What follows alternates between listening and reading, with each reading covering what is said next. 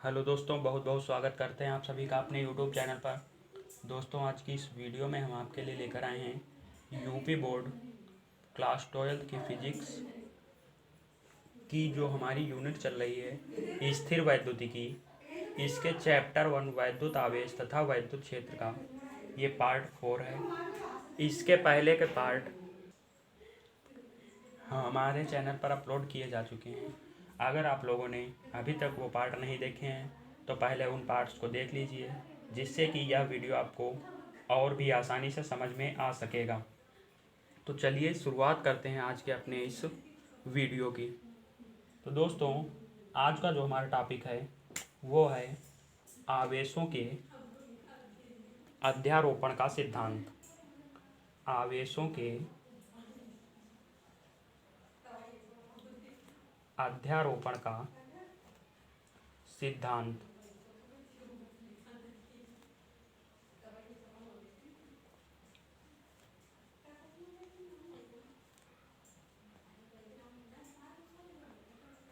तो दोस्तों, आवेशों के जो अध्यारोपण के सिद्धांत में हमें बताया गया,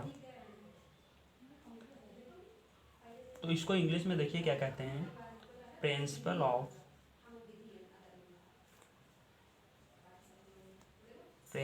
ऑफ सुपरपोजिशन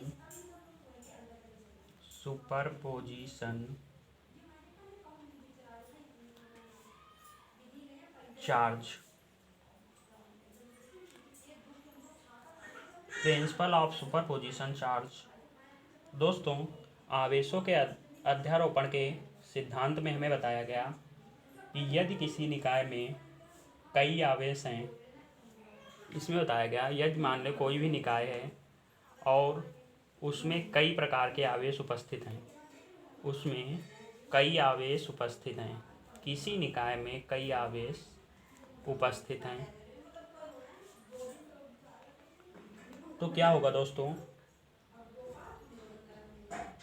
तो आवेशों के उपस्थिति के कारण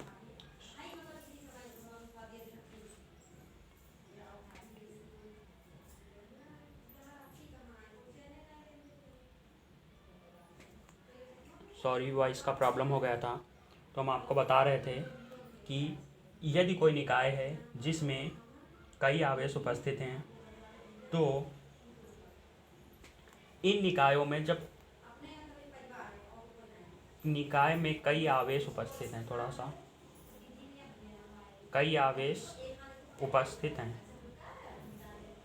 तो आवेशों के उपस्थिति के कारण क्या होगा, उस निकाय में आवेशों के बीच आकर्षण बल भी लगेगा और प्रतिकर्षण बल भी लगेगा। तो दोस्तों, क्या होता है, अगर हम उनमें से कोई एक आवेश लें और उस पर लगाए गए बल की बात करें, तो निकाय में आवेशों पर लगने वाला जो बल होता है, उन सभी बलों का हम सदिश योग करते हैं।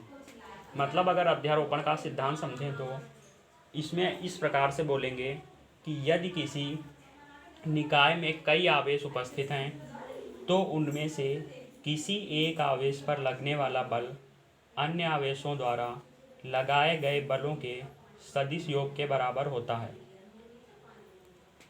तो अध्यारोपण आपको समझ में आ रहा होगा। इसमें क्या बताया गया कि किसी निकाय पर में अगर कई आवेश उपस्थित हैं, तो उनमें से किसी एक आवेश पर लगने वाले बल जो होता है वो अन्य आवेशों द्वारा लगाए गए बलों के सदिश योग के बराबर होता है। तो ये आपको समझ में आ रहा होगा। यदि हम निकाय में मान लें कई कणों पर जो उपस्थित आवेश हैं वो Q1, Q2, Q3, Q4, Q5 और ऐसे करके Qn तक हैं। क्या मान लिए हमने, आवेश मान लिए Q1, Q2, Q3, Q4, Q5 और Qn तक आवेश हैं। तो अब यदि हम मान लें कि आवेश Q1 पर, क्या मान लिया, Q1 पर Q1 पर इस Q2 द्वारा लगाया गया जो बल है वो है F12। F12 दोस्तों क्यों माना, क्योंकि F मतलब फोर्स हो गया, 1 का मतलब Q1 और 2 मतलब F12 का मतलब हुआ कि आवेश Q1 पर Q2 द्वारा लगाया गया बल F12। इसी प्रकार हमने मान लिया आवेश Q1 पर Q3 द्वारा लगाया गया बल, इसी प्रकार Q1 पर Q4 द्वारा लगाया गया बल, Q1 पर Q5 द्वारा लगाया गया बल और Q1 पर हमने मान लिया Qn द्वारा लगाया गया बल इतना होगा। ध्यान दीजिए दोस्तों, हमने मान लिया कि Q1 पर Q2 द्वारा लगाया गया बल F12, Q1 पर Q3 द्वारा लगाया गया बल F13, इसी प्रकार Q1 पर Qn द्वारा लगाया गया बल F1n हो, तो इन सभी बलों का जो परिणामी बल होगा, अगर हम परिणामी बल F मान लें, परिणामी बल F मान लें, तो इन सभी का सदिश योग होगा, मतलब F12 plus F13 plus F14 plus F15 plus dash dash dash लगा के F1n तक होगा। चूँकि ये बल एक सदिश राशि होती है, इसलिए हम इस पर वेक्टर भी लगा सकते हैं। तो F12 vector, F13 vector, F14 vector, F15 vector, इसी प्रकार ये F1n वेक्टर। और दोस्तों इसको आप पढ़ने का तरीका याद रखना कि 1-2 का मतलब हुआ Q1 पर Q2 द्वारा लगाया गया बल, इसी प्रकार यहाँ पे 1 पहले लिखा है तो जो पहले लिखा होता है उसके साथ पर लगाते हैं, मतलब अगर बोलें तो इसे हम बोल सकते हैं Q1 पर Q3 द्वारा लगाया गया बल, इसी प्रकार Q1 पर Q4 द्वारा लगाया गया बल। तो इसमें ये अध्यारोपण का सिद्धांत आपको क्लियरली समझ में आ गया होगा कि सभी बलों का जब हम बीजगणितीय योग या फिर सदिश योग करते हैं तो हमें परिणामी बल प्राप्त हो जाता है। तो आपको ये अध्यारोपण का सिद्धांत समझ में आ गया होगा। अब दोस्तों चलते हैं अब अपने नेक्स्ट टॉपिक पे। अगला टॉपिक जो है हमारा वैद्युत क्षेत्र। वैद्युत क्षेत्र, ये आपको समझना है कि वैद्युत क्षेत्र क्या होता है। वैद्युत क्षेत्र इसको बोलते हैं इलेक्ट्रिक फील्ड। Electric field. तो दोस्तों वैद्युत क्षेत्र क्या होता है, आइए समझते हैं हम इसे किसी एक आवेश का एग्जाम्पल लेके। तो मान लिया हमारे पास कोई चार्ज ये रखा है क्यों है, तो इससे हम क्या कर रहे हैं, हम इसका वैद्युत क्षेत्र ज्ञात करना चाहते हैं। तो वैद्युत क्षेत्र हम ज्ञात करना चाहते हैं कैसे, इस पर कितना कहाँ तक वैद्युत क्षेत्र इसका होगा। तो हम क्या करते हैं, इसके समीप एक अन्य आवेश को लाते हैं। अन्य आवेश को लाते हैं तो मान लिया यहाँ तक हम अगर अन्य कोई आवेश लाए और इस पर किसी भी प्रकार का आकर्षण अथवा प्रतिकर्षण बल नहीं लगा। ध्यान दीजिए, हमने एक आवेश लिया Q, इसका हमें वैद्युत क्षेत्र ज्ञात करना है। तो क्या करेंगे, इसके समीप एक अन्य आवेश को लाएंगे और अगर हम आवेश को यहाँ तक लाए और इस पर कोई भी आकर्षण अथवा प्रतिकर्षण बल नहीं लगा तो हम क्या करेंगे, इसको और भी समीप लाएंगे। मान लिया यहाँ तक ले आए और यहाँ पर इसके बीच कोई ना कोई वैद्युत बल लगने लगा, तो हम क्या करेंगे, मान लेंगे कि यहाँ तक लाने में अगर आवेश पर कोई भी आकर्षण अथवा प्रतिकर्षण बल लग रहा है तो इसके चारों ओर का ये जो क्षेत्र होगा वो इस आवेश Q का वैद्युत क्षेत्र कहलाएगा। वैद्युत क्षेत्र कहलाएगा। तो हमने क्या किया, इस आवेश का वैद्युत क्षेत्र निकाला।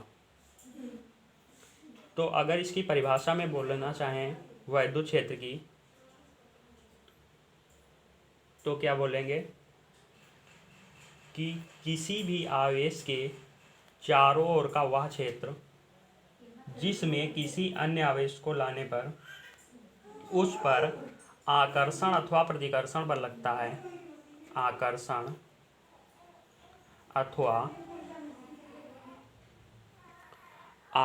अथवा प्रतिकर्षण बल लगता है, वैद्युत क्षेत्र कहलाता है। तो वैद्युत क्षेत्र की आपको परिभाषा समझ में आई होगी। अगर लिखना चाहें तो किसी आवेश के चारों ओर का वह क्षेत्र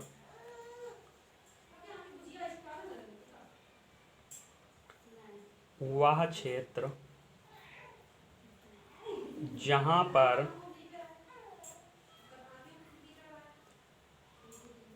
किसी अन्य आवेश को लाने पर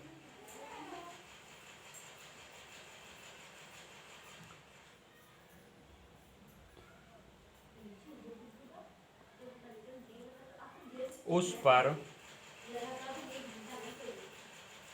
आकर्षण अथवा प्रतिकर्षण बल लगता है, अथवा प्रतिकर्षण बल लगता है,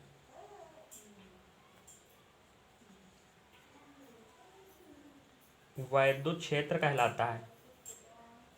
वैद्युत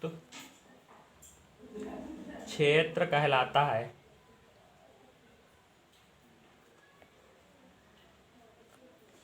तो वैद्युत क्षेत्र की आपको परिभाषा समझ में आ गई होगी कि किसी भी आवेश के चारों ओर का वह क्षेत्र जिसमें किसी अन्य आवेश को लाने पर आकर्षण अथवा प्रतिकर्षण बल लगता है, वैद्युत क्षेत्र कहलाता है।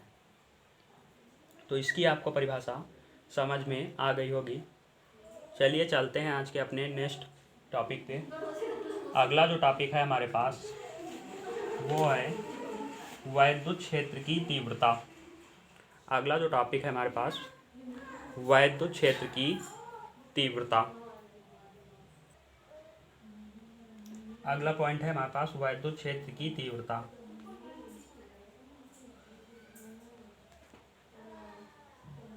वैद्युत क्षेत्र की तीव्रता, इसको इंग्लिश में कहते हैं इंटेंसिटी ऑफ इलेक्ट्रिक फील्ड।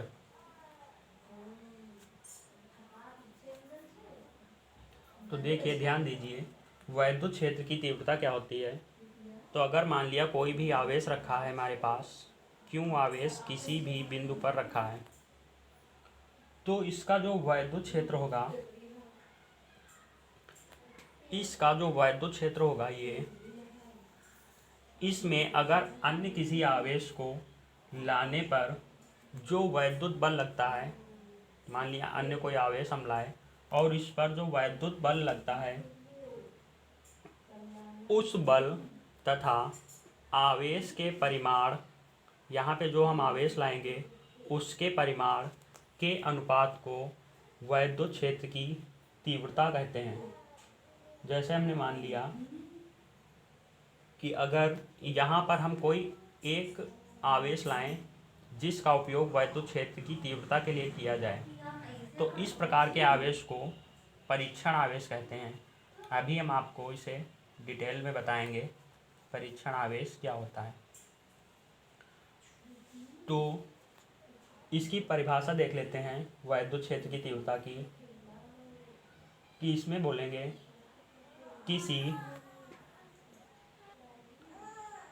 किसी आवेश के वैद्युत क्षेत्र में लाने पर परीक्षण आवेश पर लगने वाले वैद्युत बल तथा परीक्षण आवेश के मान के अनुपात को उस बिंदु पर वैद्युत क्षेत्र की तीव्रता कहते हैं। मतलब अगर हम यहाँ पे कोई भी परीक्षण आवेश लाएं, उसका जो आवेश होगा और इन दोनों बिंदुओं के बीच जो लगने वाला बल होगा, बल तथा आवेश के अनुपात को वैद्युत क्षेत्र की तीव्रता कहेंगे। परिभाषा देख लेते हैं।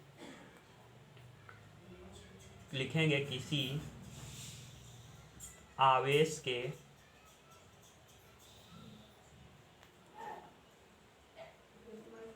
वैद्युत क्षेत्र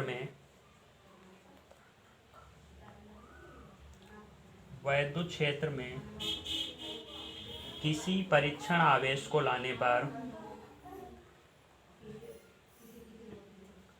परीक्षण आवेश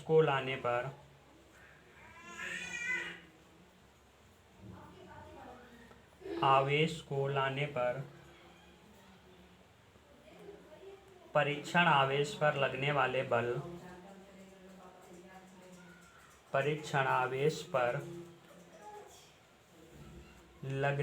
बल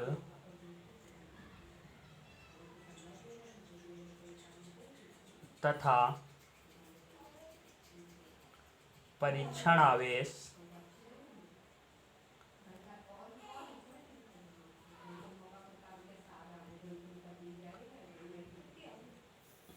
के परिमाण के अनुपात को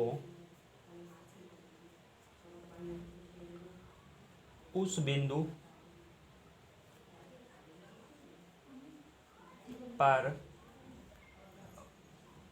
वैद्युत क्षेत्र की तीव्रता कहते हैं। वैद्युत क्षेत्र की तीव्रता कहते हैं। तो परिभाषा आपको समझ में आई होगी कि किसी आवेश के वैद्युत क्षेत्र में किसी परीक्षण आवेश को लाने पर, अभी आपको इस वर्ड से कन्फ्यूजन नहीं करना है, अभी इसको डिटेल में हम बताएंगे परीक्षण आवेश क्या होता है। तो परिभाषा में आप समझिए कि किसी आवेश के वैद्युत क्षेत्र में किसी परीक्षण आवेश को लाने पर परीक्षण आवेश पर लगने वाले बल तथा परीक्षण आवेश के परिमाण के अनुपात को उस बिंदु पर वैद्युत क्षेत्र की तीव्रता कहते हैं। इसका जो फार्मूला निकालते हैं वो, इनके बीच अगर लगने वाला बल हम F मान लें तो जो इसका फार्मूला होगा वो F/Q0 होगा। इसे जो है E से प्रदर्शित करते हैं, E वेक्टर से, और इसका अगर हम मात्रक निकालना चाहें तो मात्रक हम यहाँ पे रखेंगे बल का न्यूटन और अपान में रखेंगे कूलाम। तो वैद्युत क्षेत्र की तीव्रता का मात्रक जो न्यूटन प्रति कूलाम होता है और इसे ई से प्रदर्शित करते हैं, यह जो है एक सदिश राशि है। इसका फार्मूला जो होता है F/Q0 होता है। परीक्षण आवेश के परिमाण को Q0 से प्रदर्शित करते हैं। तो आपको ये वैद्युत क्षेत्र की तीव्रता समझ में आ गई होगी। अब अपने हम बात कर लेते हैं कि परीक्षण आवेश क्या होता है। तो देखिए परीक्षण आवेश,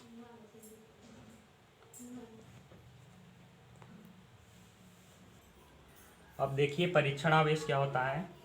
परीक्षण आवेश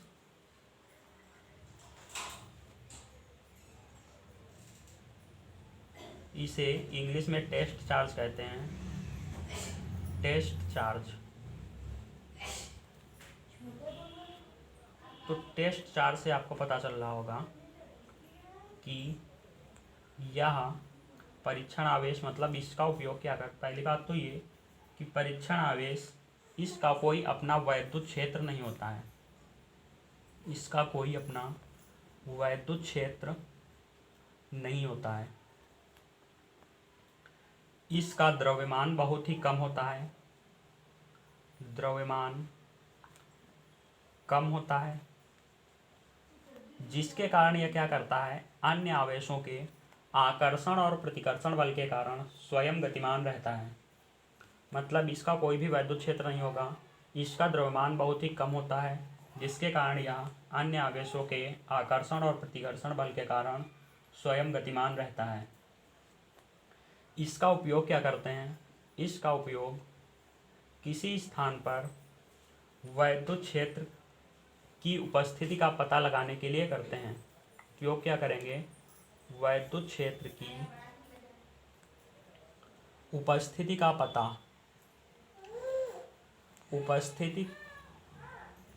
पता लगाने के लिए करते हैं। मान लिया किसी स्थान पर हमें वैद्युत क्षेत्र ज्ञात करना है, तो वहाँ पर हम परीक्षण आवेश को ले जाएंगे। जहाँ पर परीक्षण आवेश गतिमान हो जाएगा वहाँ पर हम समझ लेंगे कि आवेश का वैद्युत क्षेत्र है, या तो इसका द्रव्यमान इतना कम होगा कि अगर वहाँ पे अन्य कोई आवेश उपस्थित है तो यह स्वयं गतिमान हो जाता है। इसलिए इसका उपयोग अन्य स्थानों पर वैद्युत क्षेत्र का पता लगाने के लिए करते हैं। इसे धन आवेश भी कहते हैं। इसे धन आवेश भी कहते हैं। ये इसका दूसरा नाम भी हो गया, इसे धन आवेश कहते हैं। और यह काल्पनिक होता है। ये बातें आपको परीक्षण आवेश की याद रखनी है कि यह एक काल्पनिक आवेश होता है और इसे Q0 से प्रदर्शित करते हैं। तो ये बातें आपको परीक्षण आवेश की याद रखनी है। पहली बात तो ये, इसका कोई भी वैद्युत क्षेत्र नहीं होता है। इसका द्रव्यमान इतना कम होता है कि यह अन्य आवेशों के आकर्षण और प्रतिकर्षण बल के कारण स्वयं गतिमान होता है। इसका उपयोग किसी भी स्थान पर वैद्युत क्षेत्र की उपस्थिति का पता लगाने के लिए किया जाता है। इसे धनावेश भी कहते हैं। यह एक काल्पनिक आवेश होता है और इसे Q0 से प्रदर्शित करते हैं। तो दोस्तों, उम्मीद करता हूँ आपको परीक्षण आवेश समझ में आ गया होगा। तो आज के वीडियो को ज़्यादा लंबा ना करते हुए हम यहीं पर समाप्त करते हैं। उम्मीद करता हूँ आपको ये वीडियो पसंद आई होगी और इस वीडियो में बताए गए टॉपिक भी समझ में आए होंगे। अगर आपको इस वीडियो में कोई प्रॉब्लम है तो हमसे कमेंट करके पूछ सकते हैं। और दोस्तों, हम यूपी बोर्ड फिज़िक्स का पूरा कोर्स कराएंगे, इसलिए आप नोट्स भी बनाते रहिए और वीडियो को ज़्यादा से ज़्यादा लाइक कीजिए, शेयर कीजिए और चैनल को सब्सक्राइब कीजिए। धन्यवाद।